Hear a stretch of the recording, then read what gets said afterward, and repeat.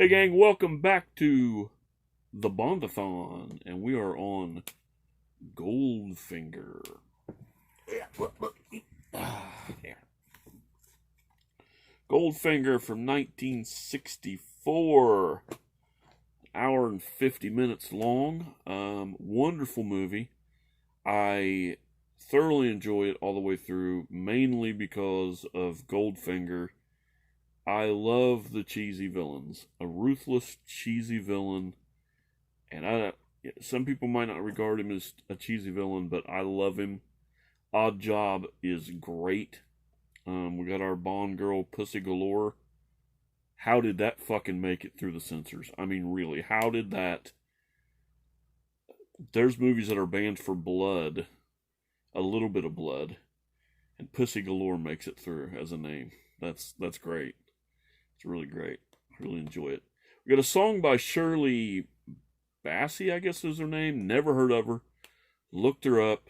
She is a Welsh singer. So, there you go, Ian. How about that? Wonderful song. Not the most catchy song in the Bond series at all, but it is a good song. It flows, especially with the opening. It was sung against the screen so that she could get the flow perfect. That's why it sounds and looks so good together. And we start out with the great James Bond openings. We have gadgets, car gadgets galore, man. This is great, man. We got smoke screens. We have an oil slick that's slick on dirt. I don't get, it's Bond physics.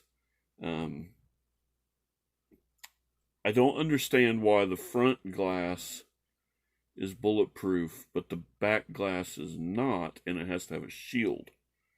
I didn't get that one. The smoke screen was great. They were done there. Nobody would have found him after that. None. Grandma toting the rocking the machine gun when he breaks off from him. That's great. I mean, there's just nothing wrong with this film whatsoever. You know, the dead girl at the beginning covered in gold paint. Her her skin, she drowned from gold paint on her skin. She couldn't breathe. Suffocated, that's it, not drowned. I guess it's kind of drowning. She was suffocated by gold paint. Great stuff, man. Never get tired of movies like this. It's just one you can throw in, no matter if you're just going to pay attention to it the whole time, or if you're sitting here doing something. This is one of those kind of movies, like I talk about sometimes with Stand By Me For Me. It's something you throw on for comfort, just to, I might be sitting here writing something, or just, playing a video game or something on a handheld, and I got it playing in the background. Stuff like that. This is one of those films. You don't really have to pay attention to it because you've seen it 100 times, but it's still like every now and then you look up and go, man, that's fucking great. Story's pretty simple again. Most of them are, at least the story itself. Going through the movie, it's great. Hour and 50 minutes flies. We have Goldfinger, who's hatched this plan to use the laser, which, trivia, is the first time we see a laser being used in a movie, to open up Fort Knox and steal, or not steal the gold. Everybody thinks he wants to steal the gold, but in reality, he just wants to blow it up. It's funny that they have this laser that they make all this reference to, and then it's just barely used at all. It cuts a fucking aluminum door down, but Bond physics, it's there. We see the Aston Martin, which is the most famous car in the world, right? They sales went something like 50% after this, and it did it with the Lotus too, later on in the series coming up, maybe next, or yeah, it might be next. I don't know. We have, of course, Connery as Bond again, the ladies' man. Nah, whatever. I don't know how to pronounce his name, but Gert Forbabu.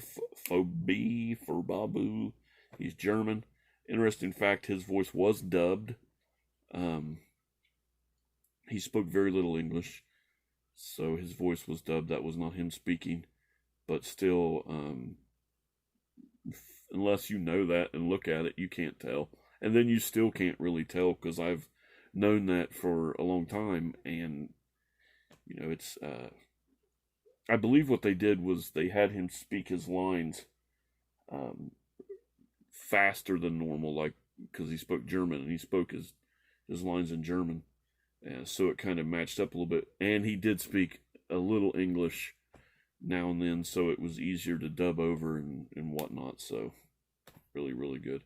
Honor Blackman, beautiful. Honor Blackman is Pussy Galore. And Harold Sakata, who you cannot forever. First role in movies, made his second career. He was a wrestler back in the day, and a power lifter. I think not a bodybuilder. I think a power lifter. He's built for powerlifting, which even as little as he looks, he's not. If you look him up on IMDb, he's like 5'10", and Connery's just so much taller. It makes him look like he's a little guy, but he's not a little guy. Well, he is a little guy if you're, me or Sir Connery.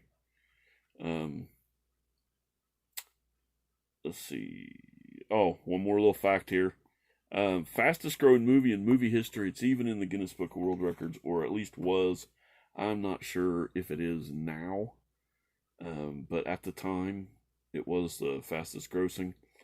And I have to say, although we haven't talked about the rest of them yet, I think I enjoy this.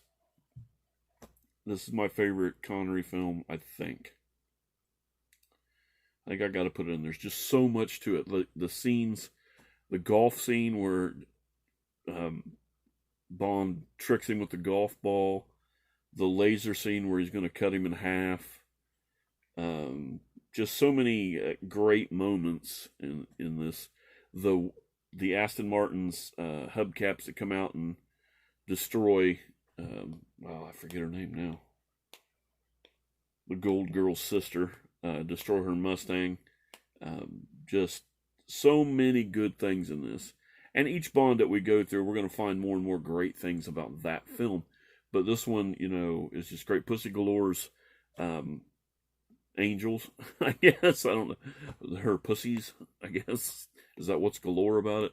But, the stunt flyers. The old switcheroo that, of course, is coming, but, whatever. It's still great. The car crushing scene, which is iconic. Just so many great moments in this. And,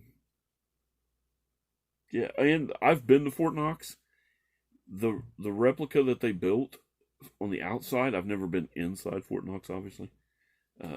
Inside the treasury or whatever it's called, but the outside is damn near perfect, and it's built. They weren't allowed to film there. It's just built somewhere in London, because it's perfect. It looks really, really good. Even the model itself looked great, and that whole scene is great too. I forgot about that one. The whole opening the floors, just the whole over the top villain is just amazing. I love it. So there's Connery. Goldfinger. We got Thunderball next, which honestly I haven't watched in quite a long time. I can't even tell you when the last time I seen Thunderball was. Let's see here. Yeah, it's going to be fun to revisit Thunderball. And then, of course, we're coming up on some Donald Pleasance later, which is fucking great. But yeah, there you go. There's the Bondathon. Number 3, Goldfinger. Oh, I wanted to show you guys something. Where's that? I got my new. We have to wear masks at work. It's mandatory to wear masks. I work in a prison, as you know, or may not know. If you don't, fuck it, who cares?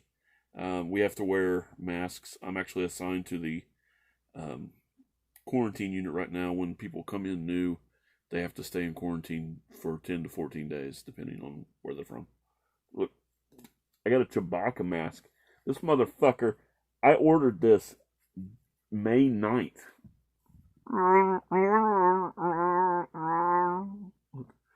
I've got Reagan's eyes and Chewie's mouth. Ain't that great? It kind of, I just blend in. Kind of look like a monkey. So, that was my ears there. Anyway, it has nothing to do with Bond, but hashtag no fucks given. All right, later.